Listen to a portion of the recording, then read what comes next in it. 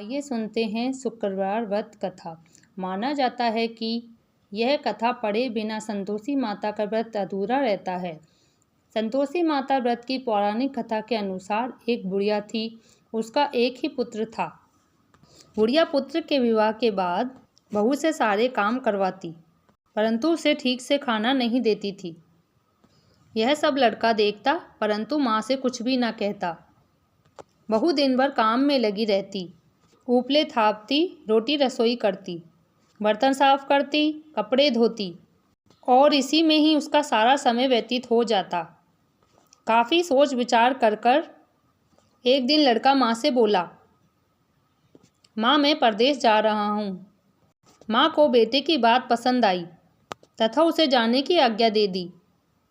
इसके बाद वह अपनी पत्नी के पास जाकर बोला, मैं परदेश जा रहा हूँ, मुझे अपनी निशानी दे दो। बहू बोली, मेरे पास तो निशानी देने योग्य कुछ भी नहीं है।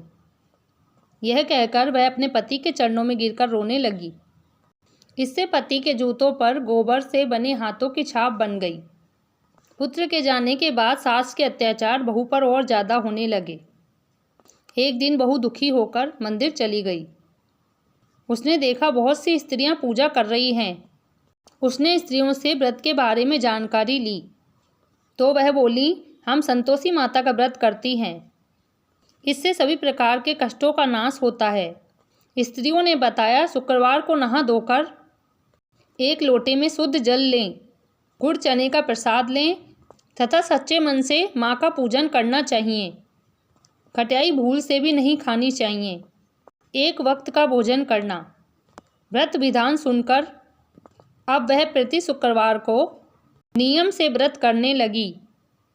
माता की कृपा से कुछ दिनों के बाद पति का पत्र आया। कुछ दिनों बाद पैसा भी आ गया। उसने प्रसन्न मन से फिर व्रत किया तथा मंदिर में जाकर अन्य स्त्रियों से बोली, संतोषी माता की कृपा से मुझे पत्र भी आया और रुपया भी मिला। अन्य स्त्रियां भी श्रद्धा से व्रत करने लगी।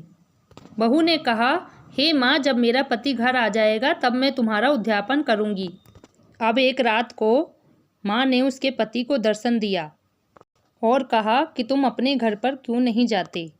वह कहने लगा, सेठ का सारा सामान अभी बिका नहीं, रुपया भी अभी आया नहीं है। उसने सेठ को स्वप्न के बारे में बताया तथा घर जाने की इजाज़त मांगी, पर सेठ ने इनकार कर दिया। माँ की कृपा से कई व्यापारी आए, सोना चांदी अन्य सामान ले गए। कर्जदार भी रुपया लौटा गए। अब तो साहूकार ने उसे जाने की इजाज़त दे दी। घर आकर पुत्र ने अपनी माँ व पत्नी को बहुत सारे रुपए दिए। पत्नी ने कहा, मुझे संतोषी माता के व्रत का उद्यापन करना है। उसने सभी को न्योता दे दिया। उद्यापन की सारी तैयारियां कर ली। पड़ोस की एक स्त्री उसे ईर्ष्या करने लगी थी। उसने अपने बच्चों को सिखा दिया कि तुम भोजन के समय खटियाई मांगना। उद्यापन के समय खाना खाते खाते बच्चों ने खटियाई के लिए जिद की तो बहू ने उसे पैसा देकर बहलाया। बच्चे दुकान से उन पैसों की इमली लाकर खाने लगे तो बहू ने माता को कोप दिया। राजा के दूत उसके पति को ले जाने लगे तो किसी ने बताया उद्यापन में बच्चों ने पैसों की इमली मंगाकर खाई है। तो बहू ने पुनः संकल्प किया। संकल्प के बाद वह मंदिर से निकली तो राह में उसे पति आता दिखाई दिया।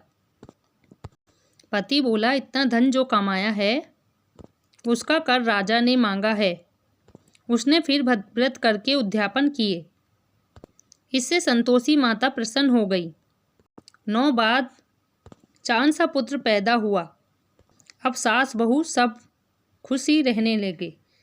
जैसे माता उनको खुश रखा, सभी को रखना। जय माता की।